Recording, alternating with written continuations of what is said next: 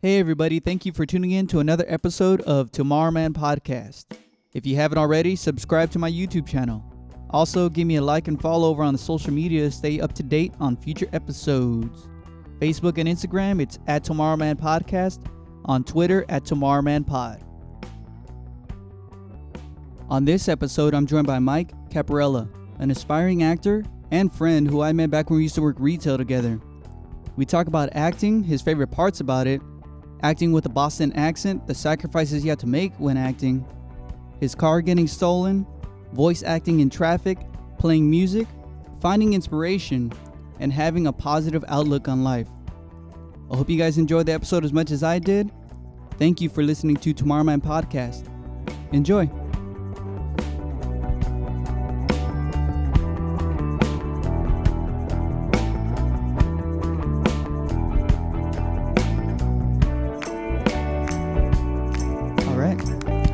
Doing this, Mike. Really appreciate it. I wanted to go back into talking about that makeup that you did for Soul Calibur. Oh, yeah.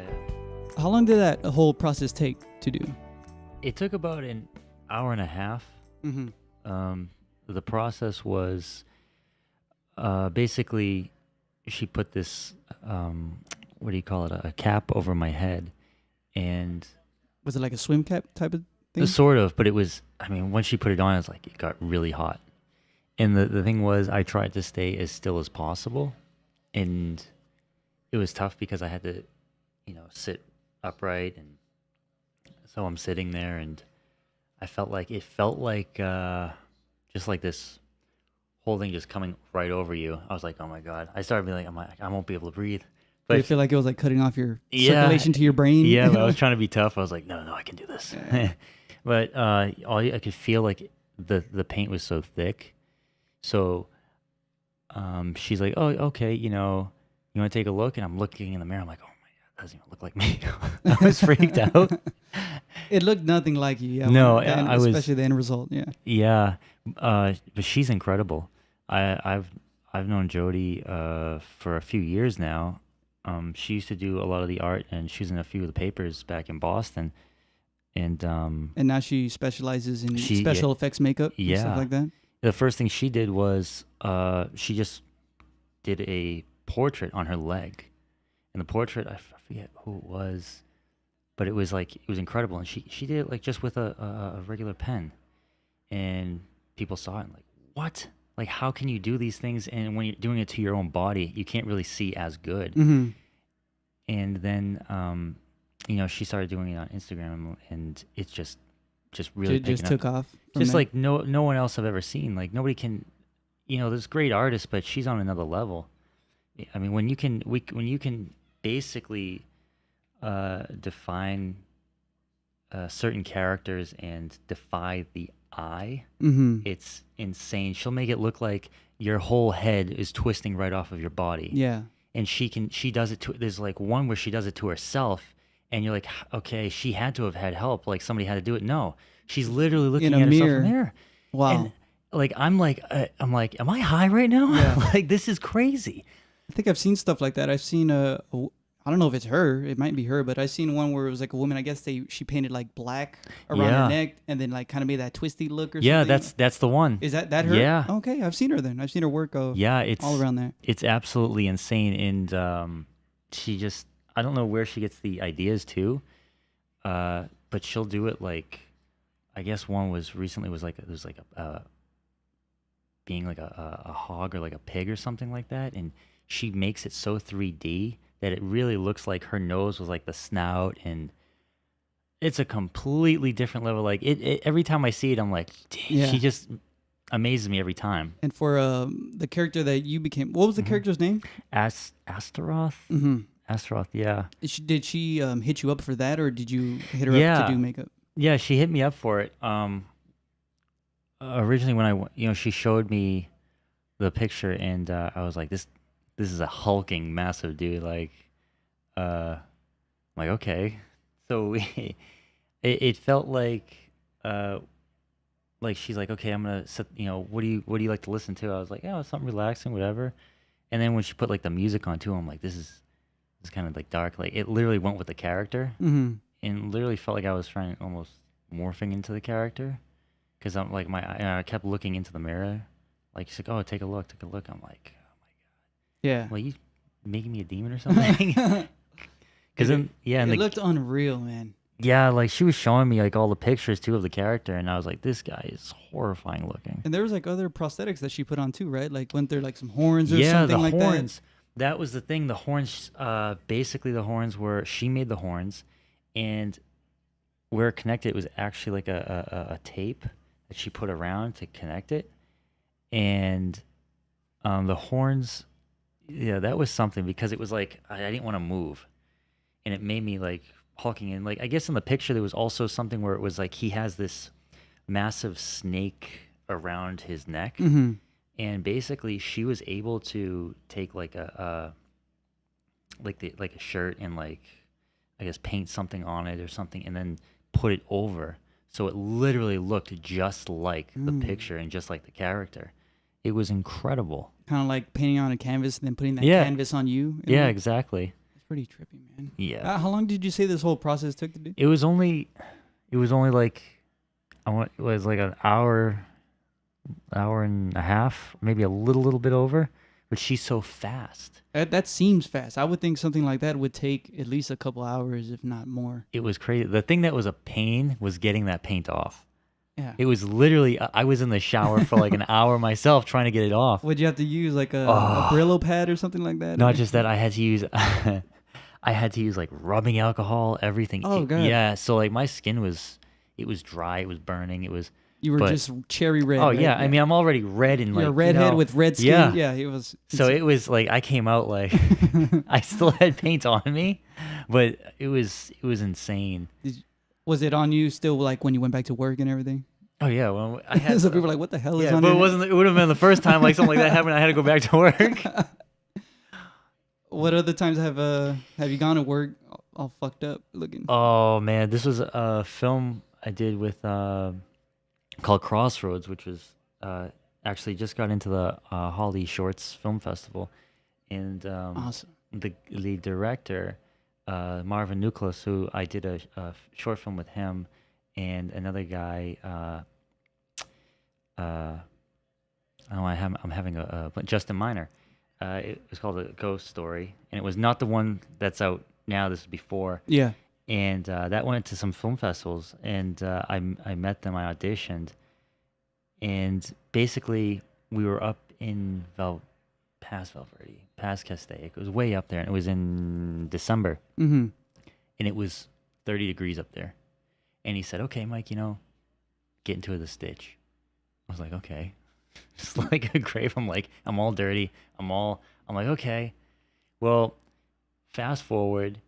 He asked me, he said, "You want to get into this other film I'm doing?" I said, "Okay."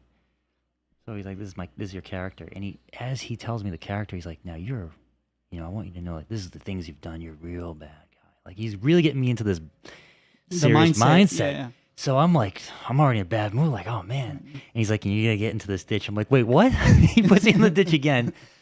And as we're rehearsing one day, I said, "Oh, crap, you know what? I got to go to work." So I rush all the way. They're like, "Oh, the makeup artist, like, you still have all..." I'm like, "It's okay. I'll wipe it off." Like, okay. So I actually had, like, cuts on me, like prosthetics and stuff, and I had dirt, like, way in my... It was all on your forearms and wrists. It was still... So here I am running to work. I've got this tie on, but I still have dirt all over me and everything. So people are, like, looking at me and, like, this guy's not going to serve us, right? This guy looks like he's on crack or something. Like, you can't come to work like this. Yeah. I'm like, "What's wrong?" Like, I didn't look at myself in the mirror. They're like, go in the bathroom, will you? I had this stuff. I literally look like I haven't had sleep in like a month. Yeah. I was, oh man. It took like basically a Did they send you home after that? They're like, no, they didn't have anybody to work. So they're like, "You got to work. Just clean yourself up, for crying out loud." Yeah. But yeah, that was interesting. What are your favorite parts about acting? Like, what is it? Memorizing the script? Is it the actual getting into the character? That's a good question. It's getting into the character. Yeah. I didn't know for a long time that I was a method actor. I thought that was a bunch of crap. What is that? Because I don't know what method that is. It's like really actually putting yourself kind of like into the mood. You're envisioning like being not just being the character, but feeling what they feel. Yeah. And Like when the director was kind of giving you some. yeah, and Do they always give you advice to how to act, or do you kind of read the script and? I read the script, and I kind of go with each line and how that character would feel in the line, and how basically as a character I take in what the dialogue is between the two characters. So if someone was having a bad day, like the other character saying to my character, I would take in how they're feeling. Like how would I feel as a person? Like, oh my God, like somebody, like your dog just got run over by a truck. Like and it's kind of tough, but then once you get into that mindset, for some people it's hard to turn off. Because the character becomes a part of you. Yeah, and as you're doing it, like I remember my mother always saying to me, like when I was a kid, she's like, "Micah, you're in a bad mood. You know, you're in a bad mood. Just you can't try to stay in a bad mood." And if I was like young and I didn't get what I wanted, and then it would be tough. I'm like, why am I upset? But I'm still angry. I'm still upset. And sometimes that happens to me on set when I get into for example, that film Crossroads, I was just in this mindset, and it was for a few days. I didn't really talk to many people. Mm-hmm. I was just like very short with very everybody. short, and I didn't know what was wrong, and it took me time to get out of the mindset. And that's kind of the thing with method acting. Like for some people, it happens, not all, and that's the tough thing. When would people, I guess, not use method acting, or when is it best used for? Like, is it best used for drama type of thing, and maybe a comedy you wouldn't really want to do that because you want maybe more of a freestyle type of feel, or does it just work all around? Like it kind of works all around. It really depends on the actor and what their method is. Some people just don't do it at all. They're able to just say, okay, here's the character. Okay, for that short of time, go do it. Boom. Did you learn that, like that skilled method acting, or did you always kind of feel it, like you said, when you were little, and all of a sudden when someone said it, you're like, oh, that's what it's called? I always kind of felt it, but I also took classes, Stanislavski technique, and that's basically like, it's crazy when you like read a script. Like basic Stanislavski technique is when you read a script and you say, hey, you can do that, but remember, I'll get you. Like one of the lines, and you're like saying, well, how would you say that? So when people read a script, sometimes they're really reading too much into it. It's like, just read the script. Like somebody said, read the script 50 times and it'll come out natural. And you, as you look back, you're like, oh wow, I actually said that in like a mean voice or something, and that's what was projected to be. But sometimes it's not always easy at all, actually. And saying that, like, you, I guess, take some of that attitude with you when you are acting. Is there any, I guess, a humorous type of attitude that you have that you take with you? Like right after doing whatever movie you're working on, you go to work and kind of be in an uplifting mood a little bit, or or does it just dissipate as soon as you leave the set? No, it stays. So like I'll have a smile on my face. It's like some of the things, like I just did a short film called High, and it's just basically about this poor guy. Is it that little clip I seen you post where you're like trying to smoke on? Yeah, he's just outside, and everyone keeps knocking on the door, right? He's got that office job 9 to 5. He comes home, he's just trying to toke up a little bit, and this guy just won't leave him alone. He's like trying to get him to play tennis. He says no. He goes back into his apartment, and he gets a phone call, and he just wants to smoke, just to relax. And then the funny thing is that that was a real joint too, right? It looked like a real it looked like a real pre-roll when I saw it. Yeah. I was like, oh shit, Mike. All right. So it was and the funny thing is, in comedy, it's like you're actually trying not to laugh because you're trying to get through it. But the part in that is when the director it was his voice on the phone, and he's like, man, I can't even afford a pack of 40. And I said, I'm busy right now. I tried so hard not to crack up because when he throws that line in, I'm like, really? Like you're saving up for a 40? I'm like, dude, seriously. But yeah, it stays with you. But for me, it's like I wish it was as longer than being when I'm on the set of like something that's really dramatic and Yeah. just horrifying and Yeah, you wish grotesque. you Yeah. wish the happier feelings would stay with you a little more. Yeah.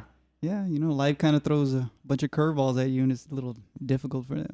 What's Yeah. your favorite, I guess, type of acting? Like, is the genre wise?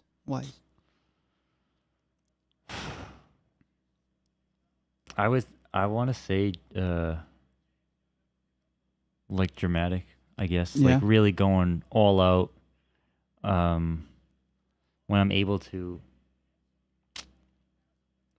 to really, like, if there's a scene where it's like, okay, this guy, like there was another scene in a film that I just did, and it was I robbed a convenience store, and I was able they gave me, this is what I liked about the director Lee. He told me, something, let your accent come out.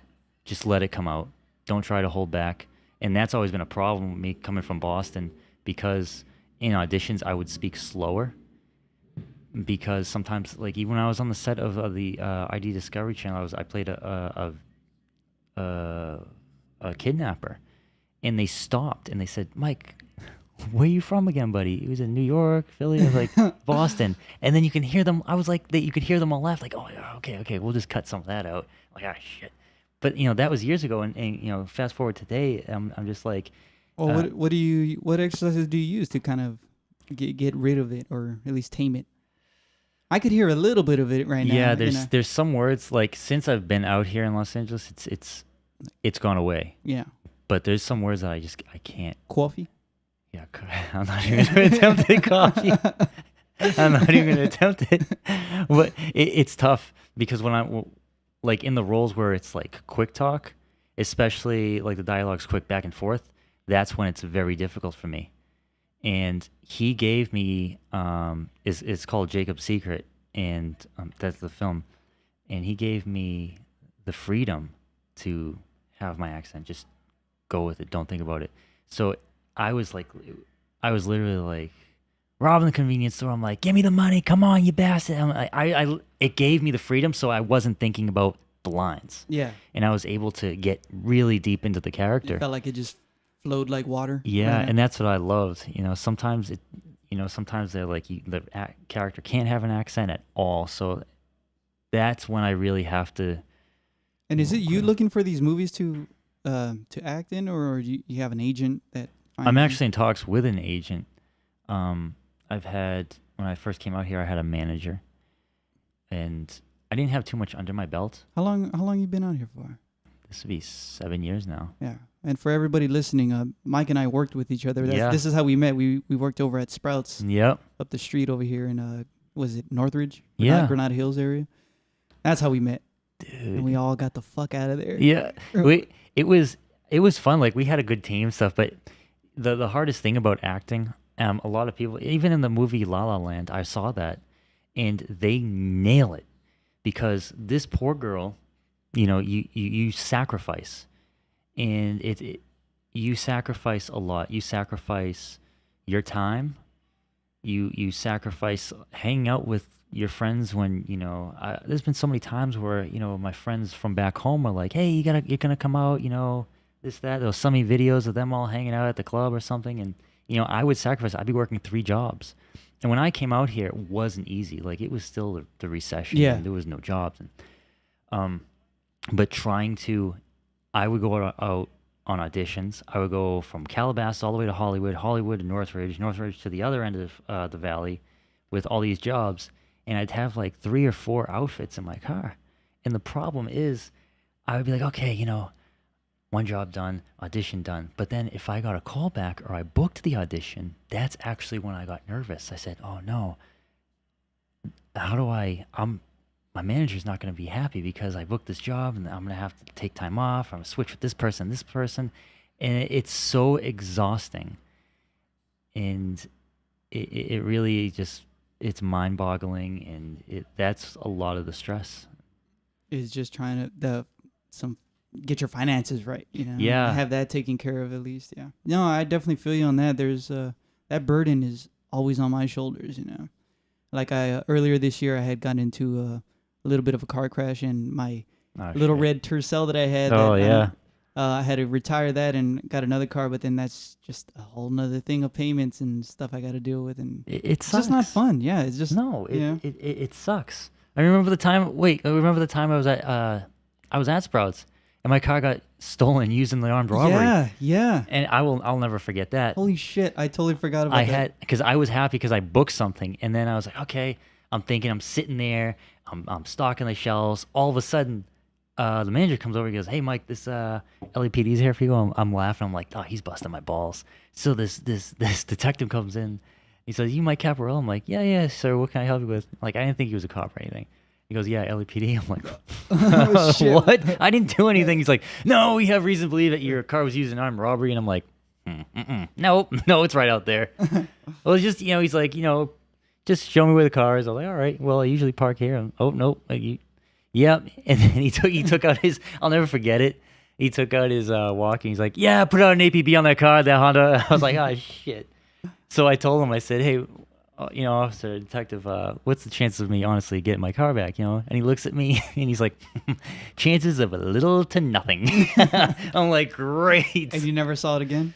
No. Well, the thing was, I was so stingy, and I'm just like, something, I'll get gas after work. Because I live right here, and my work was right up the street. So I was like, okay. I barely had I don't know, very little. Like, I was on fumes. Yeah. So the guy didn't get far anyway. He parked it behind a McDonald's. Right? I'm like, "Gotcha, you bastard." Did he take anything from it, or is he Yeah, he took. This is what was weird. I had these these Timbs that I had, and it was like the glue was coming apart from. He liked that, and he liked my dirty gym clothes, and that's it. And but the thing that I couldn't understand is there's these two. I guess he went over. He robbed one of the stores across the street. And I guess they were like, "Yeah, there was two women with them," and I guess they showed photos. I'm like, "These were big women." I'm like, "How did they have the time to get those two big bitches in there, steal my car, and then rob everybody else?" I mean, come on, Yeah. My luck sucked. Dude, that was tough. And you still have the car now? No. No. I ran that thing into the ground. That thing had almost 300,000 on it. Oh yeah. Yeah. Yeah, that'll do it. But that thing was awesome. Hondas are awesome. Yeah, well, I got a Honda now. Yeah, Honda Civic. They go and go. I hope it does. I hope it does, because my Toyota, whatever. I'm saying it backwards. Yeah. Feels weird to say it like that, but yeah, that thing had gotten the engine rebuilt, so it was practically new under the hood. It just looked like shit on the outside, which I kind of like that way, because I was like, no one's gonna take this fucking car. It looks like crap. But it was a dream, man. I wish I never wrecked it, but it is what it is, and it's crazy. I always thought I'm like, "Oh, you know what?" I remember my first car. I had a Chrysler Sebring, and this is when I was living in Boston, and it's kind of a long car, a little bit. Yeah. But all the miles on it were highway, because it was a company car. The car that I got before we got from a company, and coming back from Boston one night, me and my buddies, just at a red light. These two kids hit me at 70 miles an hour, no brakes applied. We're at a red light, push us right through the intersection 200 feet. You should have seen this car. It was just completely wrecked. From behind? From behind. And I'm like, there was nobody else on the road. How do you not see us? I think they purposely had it out for you. These were kids. They were 18, 19, but they were Were they drunk? They weren't. They weren't paying attention. They were I think they were a little bit high, but you couldn't. Well, I don't get high and run into people. Well, that's the thing. Well, these are kids. miles an hour. I said, they were kids. They don't, they don't know their ass from their elbow, and they're just I guess so. They're like, "Oops." I'm like, dude, and then I said goodbye to that car, and then I got another Sebring. I drove that out here, and then literally everything on that went, and I was like, forget it. I'm gonna get a Honda. Honda goes, and somebody ends up taking that. I'm like, yeah, that's my fucking luck. So what are you driving right now? The Metro? Do you see that clown car out there? Solara. Okay. Yeah. Is that pretty good? It's good. Yeah. It's good. Yeah, you don't sound too enthusiastic. No, I like it. I It's like good. it. It's good. As long as it gets me from A to B, it's Yeah, fine. that's how I am. Yeah, right now my drive to work, I pretty much just take the streets all the way to work. Yeah. Like 2 streets to work, which is great. Glen Oaks. I don't know if you know that street. You probably do. That's you don't look like you do, but it's up where I live in San Fernando. Yeah. Okay. And I just take that all the way to Burbank because actually taking the 5 to Burbank is a little windy, so Yeah. kind of saves time to just to go one straight track all the way there. But man, let's get out of this sad news about cars. Yeah. Are you doing any other acting right now? Like any movies or commercials? Well, I have a callback for a pilot, and I would be playing a police officer, and the pilot is Are these mostly like all day type of like sometimes jobs? Yeah. And the thing is, I actually have to do another finish this web series because we had to stop, and then we had there was some kind of conflict or something with people's times on another set, and now the problem is trying to confirm the dates to finish up the web series. What's the web series about? It's basically, if you're able to talk about it. Oh, so it's basically about I play a cop again, but I'm a You love that, huh? Don't you? got your Dunkin' Donuts. Yeah, and you're ready? exactly. I got my Dunkin' Donuts. I'm fine. But basically, I'm a really like PC police officer. Like like I don't want to step on toes. I'm just really nice to everybody. And my partner he's a dirty cop, and I don't know that. And this girl walked into a murder, and I guess like my partner knows about it and was in on it, and it has to do with like extortion and things like that. But of course, I'm the guy who's like, Barney Fife with his head up his ass. And yeah, you look like a real dumbass. He can nail this part. Let's do it. How many episodes are going to be for the series? I'm not 100% sure yet, but how many have you shot so far? Or is it just scenes that you shot? This is scenes right now, but they're still writing more. But that's yeah. I mean, we've been filming that in Burbank actually, which I like Burbank. Yeah, it's cool. It's well, definitely a big film city over there. So yeah, got it all going on over there. Yeah, that's it's crazy. Every time I see I always see like Nickelodeon and stuff like that. And it's still, even though I've been living out here for a while, it's still so surreal to see all that everything is right there. Yeah. Warner Brothers, everything. Everything is just around us in general. Yeah. We got the ocean. We have like everything. Great weather. I mean, look outside. What is it, like 95 outside today? Yeah, it's hot. Yeah, that is pretty hot. Feels great in here. Yeah. It feels good in here, but out there is hell.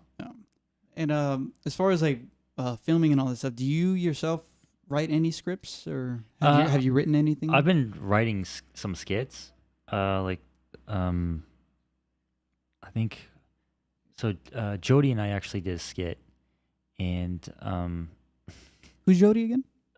Jody Steele. She's the artist. Oh, okay, yeah, okay. The one who did the Soul Color. Yeah, she's very talented, and she heard me do an impression of my mother, so we put this skit together. And I remember my mother just being like, every time I had friends over or I had, a girlfriend over, she'd go, "Okay, oh my God, it was so beautiful. It was so nice to meet you. Michael, I'm gonna give you kids the TV. I'm gonna go upstairs. And then as we're watching TV, I hear, "Michael, I forgot, there's chicken piccata in the fridge. You heat it up to 240. And I'm like, "Mom, okay." Oh, she's like, okay, good night. And it was like, you could hear the little pitter patter. I'm like, "Is it Ma, is that you?" She's like, "I almost forgot, lock the door." It was constantly, so we made a skit. She put me, she put me in like makeup and like a wig and everything. Like we posted it. It was pretty funny. It was you dressed up as your mom? Basically, yeah. I told my mother, she's like, "Oh my God, Michael, you did." I was like, "Yeah, you got to see it." She's like, "Oh, I did do that to you. Oh my God, I'm so sorry." I'm like, "It's fine, Mom. I love it." That was good. I mean, some of the best comedy comes from like those kinds of interactions that you've always grew up with, What's crazy is, so I've always wanted to do voiceover, and all the agents and everything everybody that I've spoken to, they've always said, try to stay away. It's just so difficult. And I was like, okay. And, just because it's difficult doesn't mean it's impossible. So I was sitting, at the place that I work, the great Charlie Adler, Mm. I was serving him for a long time. The nicest, genuine guy you'd ever want to meet. Mm-hmm. He is such a funny bastard. And I guess we're talking about like voice and stuff, and I didn't know for a long time that he was the voices of like Our Real Monsters and things like that. Like who? Like, Yeah, I forget who on. I think it was like the guy with the eyeballs holding. No. I think he's the one with the bunny ears? teacher. Oh, I think yeah. that was him. Yeah, and he did like Cow and Chicken, I think, and stuff like that. But I didn't know. Somebody actually put on Facebook. They said, "Hey, I know you like to do voices, Mike. Here's a list. Here's all the voices of the people who." And I saw him like, I know this guy. Like I've talked to him for I don't know how long. So it was just like it was so funny because like the whole time I felt stupid. I was like, "Yeah, no, like how come I didn't say anything to you? Like how come you didn't say anything to me? Like." But it was what I told him. I was like, what he does is very tough because That's what he told you. I told him, I said, because I like to do impersonations, but creating the voice is what's difficult. And, Yeah. that's the hardest part, because, you can do like, Peter Griffin and things like that. Yeah.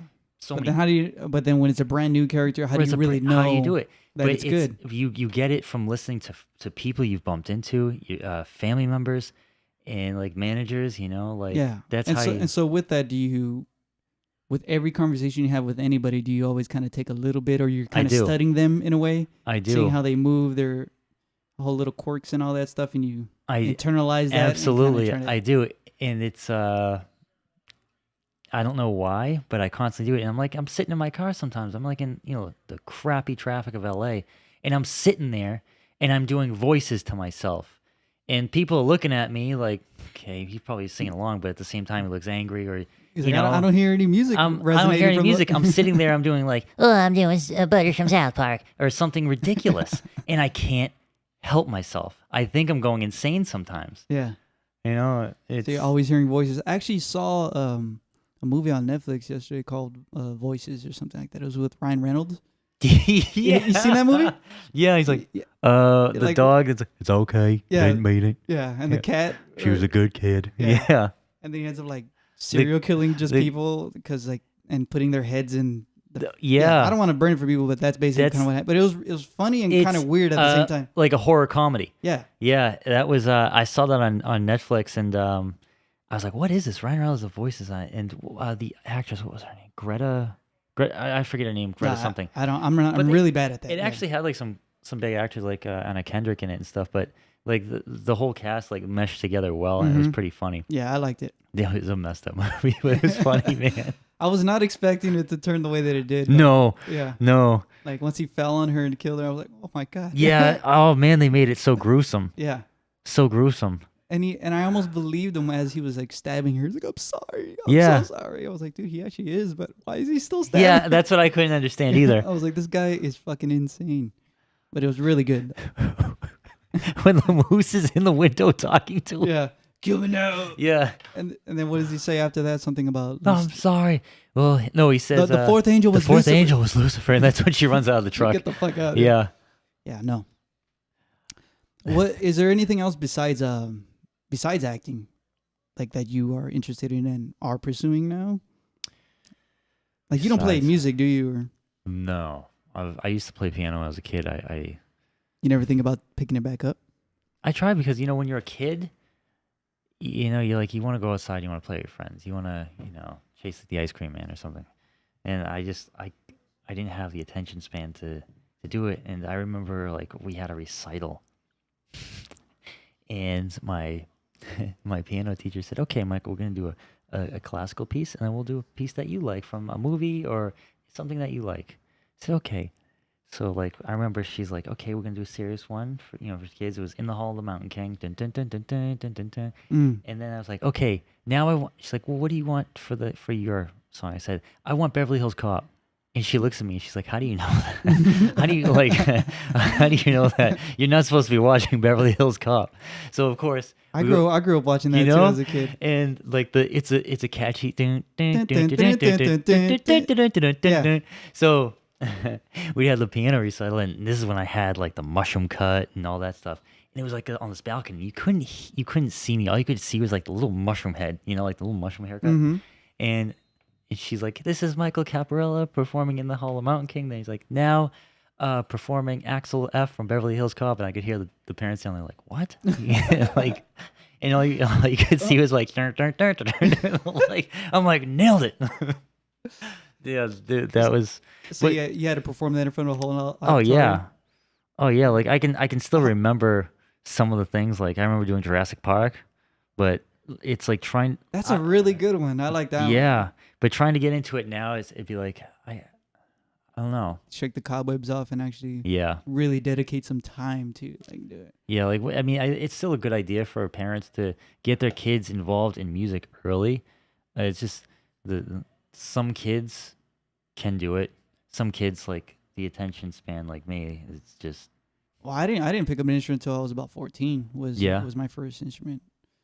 Messed around here and there, and I had relatives and family that played musical instrument. It took me a while to get around to it, I guess. Yeah. Never too late. Yeah. No, it's not. It's not too late at all. I need to get some water. Yeah, man. Like my sister did piano too with me, but my sister, I mean, she's like friggin' genius level. So she was able to like just calm down and play it. She's like, yes, I got it. She could do every Sergei, Rachmaninoff thing, and here I am still trying to like over at like in family functions. Oh yeah, she'd be the star. Oh yeah, the whole thing. Yeah, I mean, she was the one. Like in school, like my grades were, like as an elementary school, I was awful. It wasn't until like the 7th grade, like I actually got into science. And I started loving science, and that's when grades started going up for me. What specifically about science? It was a teacher I had, and this guy just made it fun. It was literally like almost having Bill Nye as your teacher. Mm. And he made it fun. He made it easy to understand. And I was like, damn, I love this stuff. I actually went to school for it, but it was like, long story short, recession hit, kind of wipes me and my family out of everything. Mm. But yeah, that's what actually, funny thing is, acting was a hobby, and neuropsych and stuff like that was what I was going for, and it actually turned out to be the opposite. So that was in middle school when you first started acting, and kind of I started doing acting, it as yeah. a hobby? I was I was in a play called The Dullsville Mystery, and I played the boy who, like, I guess the girl who lost her gym shorts, and we were trying to find it, and I was like this hero who tried to find this girl's gym shorts who I had a massive crush on. And I just remember all the parents and relatives in the audience, and I forgot my lines. And I turned red, and I looked over slowly at the teacher, and she's like, feeding me some lines with a big smile, like, "Oh, you're so cute." And I'm like, "Yes, Jane, you can do anything," or whatever. Yeah. Made up some bullshit, I don't know. But since then, that's when you kind of like really kind of dug it. I remember in elementary school, we did a couple of plays, and that's kind of I think what lit a fire for as far as performing. I always liked just being in front of people. Yeah, kind of doing that whole thing. It's fun when you the thing is, like, when you can make people laugh or feel good. It's awesome. Or just make them experience something. Yeah. I mean, I love doing it. Like, for instance, when I was 16, I saw the movie Shaun of the Dead. That's a very good one. I had no idea who Simon Pegg was. I had no idea who Nick Frost was. Edgar Wright. Oh, yeah. And it was really besides Monty Python, the first time I really saw British humor, like, updated. Yeah. And I could not stop laughing. And I mean, like, at 16 years old, it was tough. Like, I hated school. I kind of like little bit of low self-esteem, you know. So Yeah. when I got home, I watched the movie religiously. I literally burnt out the disc. I had to buy another Yeah. one. Oh, wow, really? Yeah. You warped it? I warped it. I laughed so hard. And then somebody told me, yeah, these guys they're planning on doing like 2 more movies or something. I'm like, oh my. As you've seen like Hot Fuzz. And I'm like, I wish, you know, that's what I love. Like that's the best thing. Like how can you go through, say, all these auditions, you book something and it's like, you know, you finally show it to people and they love it.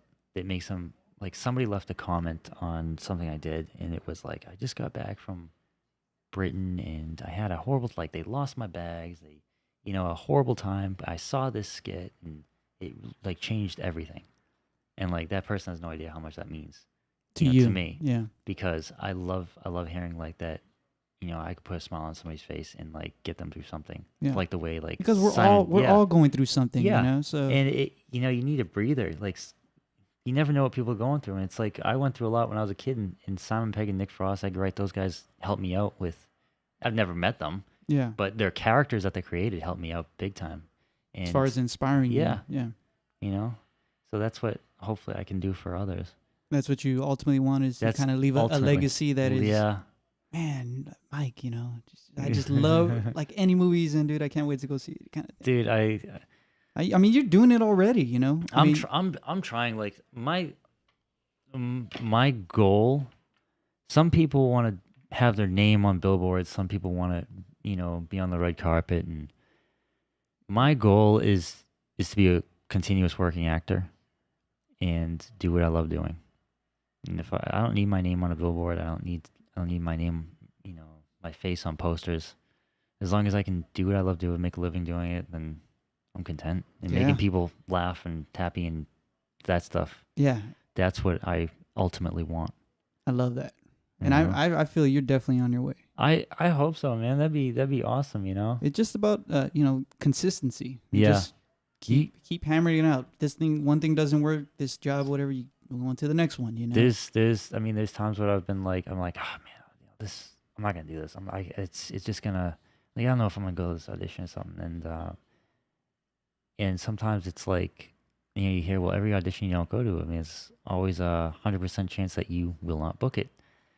And it's like, you know, I remember one time I didn't book something. It was like, I really wanted it. And my roommate, Sam, told me, he's like, you know, that means that there's something coming up for you that you are going to book. That's something that it's making itself known.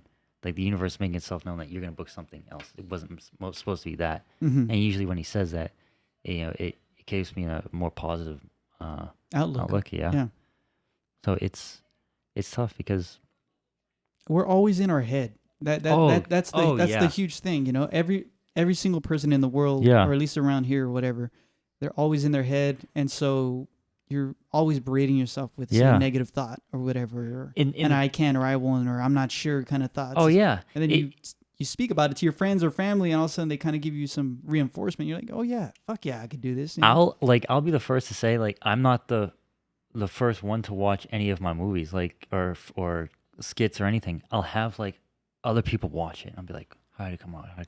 And I'll make sure like everybody saw it. I'll be like, because it's still uncomfortable for me to watch myself, and it's uncomfortable for me to hear myself. Like, that's the one thing that's really hard. Like I kind of edit these episodes and throw them up, and I hear them once or twice. Yeah, but I can't really like hone in on it.